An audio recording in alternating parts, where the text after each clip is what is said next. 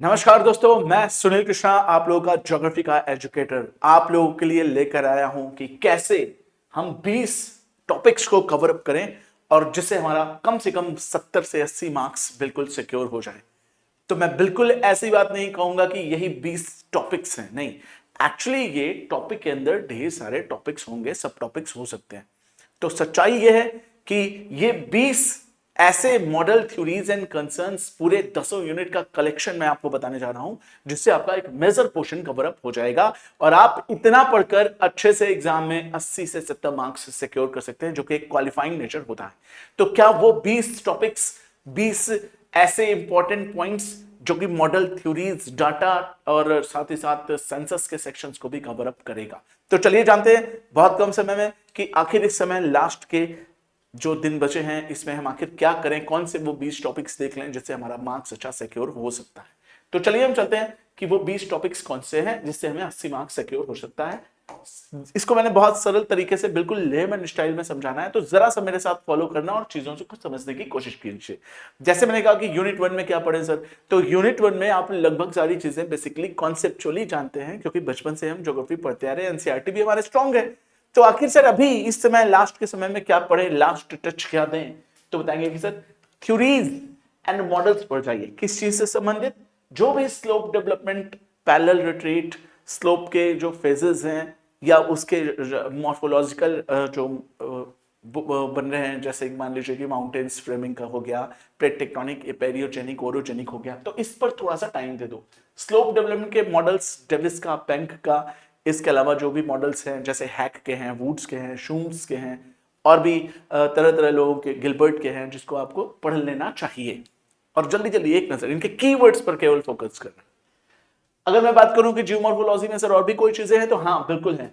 Morphology और land forms के kinds, जैसे फ्लूवियल, एलोइयन, या कह लो glacier, periglacial, karst underground water, coastal, ये सारे विंड से बनने वाले ये सारे लैंडफॉर्म्स के नाम एंड टर्मिनोलॉजीज और उनके क्या करना है कि किससे बनते हैं, डिपोजिशनल या इरोजनल। सर जियोमॉर्फोलॉजी चलिए हो गई, इतना हमने पढ़ लिया। अब क्या करें, तो आता है अगला टॉपिक, अगला यूनिट आता है क्लाइमेटोलॉजी। क्लाइमेटोलॉजी में क्या पढ़े, मैकेनिज्म, टेक्निक्स एंड इसके जो एनालिसिस है, इसके कॉन्सेप्ट्स हैं, वो हमारा क्लियर है। तो अभी क्या करें लास्ट के टाइम में, तो अभी एक बारी एटमॉस्फेरिक सर्कुलेशन, अब ये अपर सर्कुलेशन देख लो, ठीक है, एडियाबेटिक रेट देख लो, ड्राई एडियाबेटिक, वेट एडियाबेटिक देख लो, ठीक है। इसके अलावा जियोस्टॉफिक विंड, जेट स्ट्रीम का सेक्शन देख लीजिए, प्रेशर बेल्ट्स पर चलने वाली हवाएं देख लीजिए, तो ये एटमॉस्फेरिक सर्कुलेशन देख लीजिए एक बारी। इससे बहुत अच्छे अच्छे क्वेश्चंस आएंगे, जैसे टेम्परेचर इन्वर्जन के क्वेश्चंस देख लीजिए। और क्या करें सर इसमें, इस यूनिट में, तो क्योंकि ये बड़ी मेजर यूनिट है, ज्यादा मार्क्स आते हैं इसमें, तो इसमें साइक्लोन्स, एंटी साइक्लोन्स और साथ ही साथ tropical cyclone and extra tropical cyclone के बारे में देख लीजिए, टॉर्नेडो के बारे में जरूर देख लीजिएगा, ठीक है, या थंडरस्टॉर्म जिसे कहते हैं उसे देख लीजिएगा। ये टॉर्नेडो का मतलब कहने का तो ये थंडरस्टॉर्म देख लेना। अगर इसमें आप कुछ और एडिशनल करना चाहते हैं कि सर ये तो हमारा हो गया, हमने देख लिया, पहले से ही पढ़े हुए थे, तो इसमें एक बारी आप क्लाउड्स, ह्यूमिडिटी, इसके अलावा आप इसके ड्यू पॉइंट्स और साथ ही साथ कुछ रेन्स, इनके बारे में भी हल्का टचअप कर लीजिए, एक क्वेश्चन एक सीरीज में याद कर लीजिए। आगे बढ़ते हैं कि सर क्लाइमेटोलॉजी है और बड़ा चैप्टर है और ज्यादा टेक्निकल है और फिजिकल ज्योग्राफी की जान है, तो इसमें और हम क्या करें, तो इसमें कोपेन का क्लासिफिकेशन, ट्रिवार्था का क्लासिफिकेशन, थॉर्नवेट का क्लासिफिकेशन, और लास्ट में सबसे इंपॉर्टेंट, क्या इंडिया में इनका क्या रोल है, उसे जरूर देख लीजिएगा। तो क्लासिफिकेशन ऑफ क्लाइमेट को जरूर देख लीजिए। आइए हम और क्या करें सर, अब हम ओशनोग्राफी की तरफ चलते हैं। ओशनोग्राफी में क्या करना है, तो इसमें सबसे इंपॉर्टेंट चीज होती है, बेसिकली आप इसके कंपोनेंट्स पढ़ चुके होते हैं, आप इसके जो लेयर्स होती हैं, जो एपिपेलाजिक, मेसोपेलाजिक, बेसिपेलाजिक, बैथिपेलाजिक, एपिपेलाजिक, हाइडल पेलाजिक होता है, ये सब आप जानते हैं। नरेटिक पेलाजिक जानते हैं।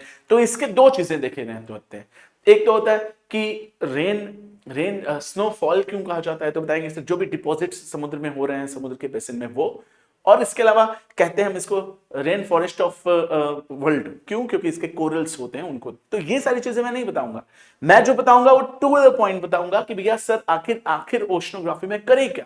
तो ओशनोग्राफी में आपको थर्मोहेलाइन सर्कुलेशन देख लेना चाहिए। थर्मोहेलाइन सर्कुलेशन ग्लोबल कन्वेयर बेल्ट और एमोक, AMOC से रिलेटेड है।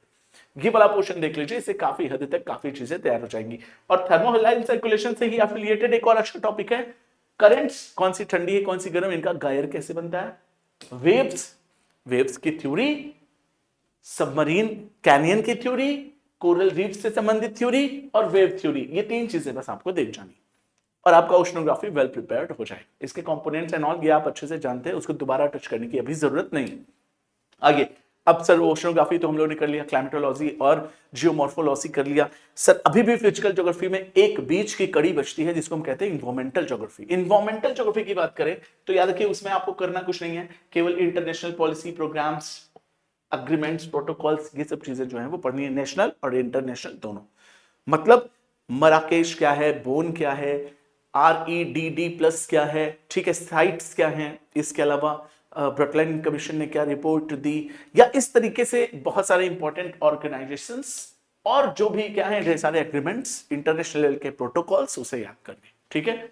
और क्या करें सर इसमें, तो इसमें फूड चेन और पिरामिड ट्रॉफिक लेवल वाला क्वेश्चन, सक्सेशन वाला क्वेश्चन, और साथ ही साथ एक इसकी जो इंपॉर्टेंट टर्मिनोलॉजीज है जैसे बायोमैग्निफिकेशन, बायो अक्यूमुलेशन, यूट्रोफिकेशन, ठीक है, हाइपोक्सिया, HBA हार्मफुल अलगाई ब्लूम्स, ये सब कुछ टर्मिनोलॉजीज आप ओशनोग्राफी की देख सकते हैं, ठीक है, सॉरी इन्वायरमेंट ज्योग्राफी की देख सकते हैं। इतना सारा चीज तो सर प्रिपेयर हो गया, 5-4 यूनिट्स सबसे ज्यादा मेजर जो है वो डोमिनेट करके ये क्वेश्चंस पूछता है जिसको हम वेटेज वाले पॉइंट्स कहते हैं। तो इन्वायरमेंटल ज्योग्राफी तक फिजिकल ज्योग्राफी कंप्लीट हो गई। अब क्या करें सर, अब ह्यूमन ज्योग्राफी की तरफ जंप करते हैं और देखते हैं कि आखिर और कौन कौन सी चीजें हम पढ़ सकते हैं। तो ह्यूमन ज्योग्राफी में जैसे हम आते हैं तो पॉपुलेशन एंड सेटलमेंट का पॉइंट आता है, जितने भी पॉपुलेशन ग्रोथ से संबंधित थ्योरीज हैं, माइग्रेशन की थ्योरीज हैं, ठीक है, और साथ ही साथ ओरिजिन ऑफ टाउन जैसे वी गॉर्डन चाइल्ड, मम्फर्ड की, या कैरोल रास्टेन की, या फिर कह लो रोस्टोव की, या फिर कह लो कि और भी ढेर सारी ली की थ्योरीज हैं माइग्रेशन की, आप उन्हें जेलेंस्की की थ्योरीज हैं, इन्हें देख जरूर चाहिए, ठीक है। थॉमसन एंड नोटेस्टीन की डेमोग्राफिक ट्रांजिशन देख लीजिए। और इसमें एक चीज मैं और ऐड कर दूं, पॉपुलेशन पढ़ रहे हो तो सेंसस 2011 आप देख कर ही जाइएगा, और सेंसस इंडिया का ही नहीं वर्ल्ड फोरम का भी क्वेश्चन आया। तो टाइम तो उतना बचा नहीं है, तो लेकिन सेंसस 2011 के 2 से 3 क्वेश्चंस आपको मिलेंगे, इसलिए प्रिपेयर जरूर रहिएगा। चलिए हम आगे क्या करें सर, सेटलमेंट में तो बताएंगे सर जो भी मॉडल्स एंड थ्योरीज हैं अर्बन लैंड की, स्ट्रक्चर ऑफ द सिटीज की, वो जरूर देख जाइएगा। और सबसे इंपॉर्टेंट चीज इसमें अगर सेटलमेंट की बात करें तो क्या होता है, तो सर ये देखना है कि कौन से बंदे ने कौन सा शहर बसाया या कौन सी टर्मिनोलॉजीज दी, जैसे कॉन्वर्बेशन, मेगालोपोलिस, गार्डन सिटीज, चंडीगढ़ किसने बताया, ठीक बसाया, दिल्ली किसने बसाया, जयपुर किसने बसाया। तो इस तरह के कुछ सिटी आर्किटेक्चर के नाम याद रखने। आगे क्या करें सर, ये तो हमने कर लिया, अब हम क्या करें, तो अगला आता है अगला topic, population and settlement complete होता है हमारा।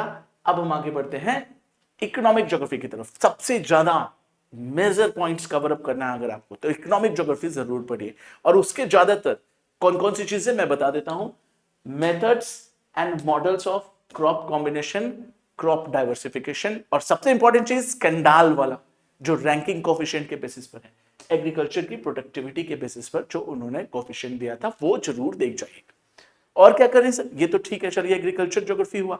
इंडस्ट्रियल ज्योग्राफी में भी कुछ किया जा सकता है, तो इंडस्ट्रियल ज्योग्राफी की लोकेशन और ट्रांसपोर्टेशन की जितनी थ्योरीज हैं, स्मिथ की थ्योरी है, लोश की थ्योरी है, पैलेंडर की थ्योरी है, वेबर की थ्योरी है, इनको जरूर देख जाना। आगे हम आगे बढ़ेंगे सर, इन सब के अलावा इकोनॉमिक ज्योग्राफी में तो और बड़ा ब्रॉड सिलेबस है, इसमें और क्या कर सकते हैं, तो ट्रांसपोर्टेशन को जरूर देखें, ठीक है, जैसे मॉडल ऑफ स्पेशल इंटरैक्शन और स्पेशल फ्लो के क्वेश्चंस जरूर देख जाना। एनसीईआरटी के ट्रांसपोर्टेशन, जैसे अगर क्वेश्चन पूछे कि ट्रांस कैनेडियन ओरिएंटल एक्सप्रेस या इस तरह के क्वेश्चंस आपके एनसीईआरटी के ट्रांसपोर्टेशन देखकर जरूर जाइएगा। बाय द वे और भी सर इकोनॉमिक ज्योग्राफी में, क्योंकि ये पेजेस ही डेडिकेटेड है आपका इकोनॉमिक ज्योग्राफी और सबसे बड़ी यूनिट मानी जाती है, ज्यादातर इसमें 5-7 चीजें आती हैं, इसलिए इस पर ज्यादा फोकस करना पड़ेगा।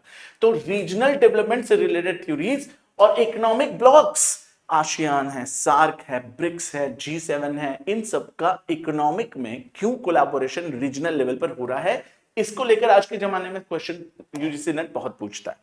चलिए हम आगे बढ़ते हैं, और क्या कर सकते हैं सर, तो इकोनॉमिक ज्योग्राफी कंप्लीट होती है, फिर हम आते हैं 7वीं यूनिट पर।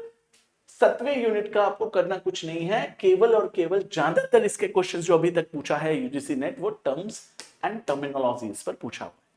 अब 7वीं यूनिट में क्या है सर, तो सोशल और कल्चरल, सोशल और कल्चरल टर्म्स एंड टर्मिनोलॉजीज पे ही ज्यादातर क्वेश्चंस आते हैं और उसका स्कॉलर का नाम पूछता है कि वो किससे कनेक्टेड है, तो एक झलक ये देख चाहिए। ठीक है, और इसमें एक और टॉपिक आता है सोशल कल्चरल के अलावा, जिसमें मॉडल्स एंड थ्योरीज हैं। तो जियोपॉलिटिक्स का सबसे इंपॉर्टेंट सेक्शन होता है मॉडल, जैसे हर्टलैंड रिमलैंड का कॉन्सेप्ट, 80 महान का कॉन्सेप्ट और भी ऐसे पावर्स। इसको करें कैसे सर? तो करना कुछ नहीं है कि आपको वो जियोपॉलिटिक्स इंडियन ऑफ ओशन की पढ़ जानी है। जब भी कोई थ्योरी पढ़ो जैसे हर्टलैंड रिमलैंड, इंडियन ओशन को ध्यान में रखते हुए पढ़ना, इंडिया को ध्यान में रखते हुए, चाइना को ध्यान में रखते हुए पढ़ना। इसमें एक चीज और इंपॉर्टेंट आ जाती है, जैसे रीजनल ब्लॉक, अभी हम लोगों ने इकोनॉमिक ब्लॉक पढ़ा था ना, ठीक इसी तरह से इसमें भी पॉलिटिकल रीजनल ऑर्गेनाइजेशन के ब्लॉक्स जरूर पढ़ जाने हैं। ओपेक वगैरह और इंडिया का कैसे संबंध है, कैसे आर्कटिक क्वेश्चन जो खुल रहा है उसमें इंडिया का क्या संबंध होगा। तो जियोपॉलिटिक्स के नेचर से आपको ये चीजें पढ़नी। बाय द वे, अब आते हैं हम छोटे यूनिट्स की तरफ। एक छोटा सा यूनिट हमारा यूनिट नंबर 8। यूनिट नंबर 8 क्या है? तो सर ये सीधा सीधा है स्कॉलर्स, बुक्स और उसके नाम। तो इसीलिए यूनिट नंबर 8 में केवल फैक्चुअल चीजें, बुक्स, उसके राइटर्स और डुअलिज्म के बारे में, और वो जो शेफर और हर्टशॉन का डिबेट था उससे रिलेटेड डिकोटॉमी, जिसको हम डुअलिज्म कहते हैं, वो देख लीजिए, और अलग अलग तरह के पैराडाइम। ठीक है, कैसे बिहेवियरलिज्म आता है, ह्यूमनिज्म आता है क्रिक और तुआन के अंडर में, कैसे फेमिनिज्म आता है, ठीक है, डूरीन के अंडर में, कैसे मार्क्सिज्म रेडिकलिज्म आता है डेविड हार्वे के अंडर में, और किस तरीके से क्वांटिटेटिव रिवॉल्यूशन आता है शेफर और उसके बाद के लोगों के द्वारा। ठीक है, तो ये पैराडाइम और पैराडाइम शिफ्ट को दिखाता है। पैराडाइम किससे संबंधित है? पैराडाइम शिफ्ट तो कुहन से संबंधित है। चलो बाय द वे, और क्या करें सर? अब आता है सबसे कठिन टॉपिक, जिसको आप लोग को लगता है कि सर ये ज्योग्राफिकल टेक्निक कैसे किया जाए, तो साइंस का क्वेश्चन है, तो बिल्कुल नहीं ध्यान देना उसमें। आप मैप मेकिंग, डाटा रिसोर्सेज, ये सब चीजें जानते हैं। आपको फोकस किस पे करना है मैं बता देता हूं। जीपीएस के बारे में आप बहुत जानते हैं, डीएम डीटीएम आप अच्छे से जानते हैं, लेकिन आपको करना किस पे फोकस है? Hypothesis testing, chi square test, F test, T test, ANOVA test, ये देख लीजिए। प्रोजेक्शंस देख लीजिए, मर्केटर प्रोजेक्शन, बोन प्रोजेक्शन और ऐसे ऐसे जितने प्रोजेक्शंस है उनसे देख लीजिए। मैप्स के नाम जरूर याद कर जाइए, क्वांटिटेटिव और क्वालिटेटिव कौन से हैं उनको रिवीजन में डाल दीजिए। रिमोट सेंसिंग के जितने भी सेंसर हैं, रिजोल्यूशंस हैं, प्लेटफॉर्म्स हैं, इन सब के पॉइंट्स को ईएमएस जरूर दे या ईएमआर जरूर देखते जाइएगा। ठीक है, इलेक्ट्रोमैग्नेटिक वेव्स, गामा से लेकर एक्स से लेकर ultra violet, infrared, near infrared और साथ ही साथ माइक्रोवेव, रेडियो वेव वाला, विजुअल लाइट्स वाला भी देख लीजिए। इनको बढ़ने से घटने क्रम में एक बार रिवीजन कर जाइए। सैम्पलिंग के अच्छे क्वेश्चंस आते हैं, जैसे अगर क्वेश्चन पूछ ले कि प्रोबेबल नॉन प्रोबेबल कौन सा है, या इस तरह के सैम्पलिंग के सारे सेक्शंस देख जाने। और क्या करें सर? एक और चीज पर आपको फोकस करना पड़ेगा ज्योग्राफिकल टेक्निक्स में, वो क्या होगा? मॉर्फोमेट्रिक एनालिसिस के चीजों को जरूर देख जाइए, कोफिशिएंट वाले क्वेश्चंस, कोरिलेशन वाले क्वेश्चंस जरूर देख जाइए। ठीक है, आइए अब लास्ट चीज मैं बोलूंगा और अपना बात यहां पर खत्म करूंगा कि सर ये तो बात समझ आ गई कि हर एक यूनिट से थोड़ा थोड़ा हमने पॉइंट्स उठाया जो कि टॉपिक्स हैं, कहने के लिए टॉपिक्स हैं, इसके अंदर और भी सब टॉपिक्स एंड सब टॉपिक्स के भी पार्ट्स हैं, लेकिन अभी भी इसको एक झलक देखकर जाइए, ये 80 नंबर के क्वेश्चंस कंटेन करेगा। ठीक है, अब बचा sir last topic, Indian geography. India में बचपन से रह रहे हैं, शुरू से पढ़ते आए हैं, अपने सिलेबस में, स्कूल में, एकेडमिक्स में, पोस्ट ग्रेजुएशन में, अभी भी हम अखबार में, न्यूज में, हर समय इंडिया के बारे में पढ़ते हैं। इंडिया की ज्योग्राफी का कोई सिलेबस नहीं, इसमें फिजिकल वाला पोर्शन भी पढ़ना है और इसमें ह्यूमन वाला पोर्शन भी पढ़ना है, इंडस्ट्रीज भी देखनी है, डाटा भी देखना है, ट्राइबल्स भी देखना है और 2000 सेंसस भी ध्यान रखना है। तो इसीलिए इसका कोई फिक्स सिलेबस नहीं है, आपको पूरी बातों को ध्यान में रखना है। इसलिए मैंने इंडियन ज्योग्राफी को ओवरऑल फैक्ट्स के रूप में minerals, industries, locations, river, lakes, mountain आदि के बारे में, पैसेज के बारे में आपको फैक्ट्स याद करने, तेजी से एक नजर जो दौड़ा देना, इसके डाटाज याद कर लेना 2011 का। और सबसे इंपॉर्टेंट चीज, अगर आपको मैकेनिकली, अगर आपको टेक्निकली कॉन्सेप्चुअल फ्रेमवर्क अच्छा बनाना है, एनालिटिकल अप्रोच डेवलप करना है, तो मॉनसून के चारों पांचों तरीके देख जाना, ट्रेडिशनल से लेके मॉडर्न तक के, कि कैसे कोटेश्वरम का, फ्लोन का, तिब्बत का क्या रोल है, सोमाली जेट स्ट्रीम का क्या रोल है, इसके अलावा अल्निनो लानिना का भी इसके ऊपर क्या प्रभाव पड़ता है। तो इस तरह के क्वेश्चन से आपका 80% से भी ज्यादा, 80 प्लस मार्क्स ज्यादा कवर, 80 प्लस से भी ज्यादा जो है मार्क्स कवर अप हो जाएगा। ठीक है, तो बाय द वे इसको थोड़ा सा सोच समझकर आराम से ठीक ठाक से बैठकर अभी भी टाइम है करिए। अगर आप इसको एमसीक्यूज के माध्यम से करना चाहते हैं तो कर सकते हैं, आप चाहें तो आपके नोट्स में से तेजी से रिवीजन करना चाहते हैं तो कर सकते हैं, बट रिकमेंडेशन ये है कि एमसीक्यूज के माध्यम से तेजी से कर लीजिए, वो ज्यादा अच्छा हो जाता है। अब कैसे आप इसे करते हैं या आप अपना प्लान कीजिए और इसे करके एक अच्छा एग्जाम दीजिए। मेरी उम्मीद यह है कि आपने जितना मैंने पढ़ाया उसमें से 50-60% तो कर ही लिया होगा, तो 40% जो और बचा है उस पर भी थोड़ा वर्कआउट करके उसे कंसोलिडेट कर लीजिए। कोई भी नई चीजें बिल्कुल नहीं पढ़ेंगे, ठीक है, और टेंशन नहीं लेंगे। हम ये अभी लग रहा है कि कम पढ़े हैं या छूट रहा है, नहीं, सबकॉन्शियस माइंड को लगभग सारी चीजें याद है। जब वो ऑप्शन देखेगा एग्जाम में तो वो काफी हद तक आंसर सही टिक लगाएगा, जिसको फर्स्ट कट कहते हैं। फर्स्ट गट होता है आपका। सबकॉन्शियस माइंड को पता है कि हाँ ये कहीं पढ़े थे इसलिए ये आंसर होगा, कहीं पढ़े थे, कहीं देखे थे, कहीं सुने थे। ये तीन चीजें सबकॉन्शियस माइंड ध्यान रखता है। तो ऑप्शंस को देखकर घबराना नहीं है। दोनों ऑप्शंस में हमेशा ध्यान रखना कि पहले वाला देखते ही टिक नहीं लगाना है, आगे के ऑप्शंस भी पढ़ लें। क्वेश्चन में नॉट का जरूर ध्यान रखें, क्वेश्चन के नेचर को जरूर समझें, और इन्हीं सारी चीजों को ध्यान में रखकर एग्जाम दीजिए। देखिए बहुत अच्छा एग्जाम होगा। और सभी को मेरी तरफ से ऑल द बेस्ट। जितनी प्रिपरेशन करे हैं उसको भी लेकर टेंशन नहीं लेंगे, थोड़ी सी उनहेंस करके उसमें कुछ चीजें और ऐड करके एग्जाम दीजिए। सभी रिलैक्स रहिए, कूल मन से एग्जाम दीजिए, पानी पीते रहिए, डिहाइड्रेटेड मत कीजिए खुद को। चलिए फिर मिलते हैं अगली क्लास में, और अब मैं सीधे मिलूंगा आपसे एग्जाम के दिन, या फिर एग्जाम में मेमोरी बेस्ड पेपर पर मैं आपका एनालिसिस करूंगा। तो चलते हैं, बाय बाय, टेक केयर, जय हिंद एंड गुड नाइट।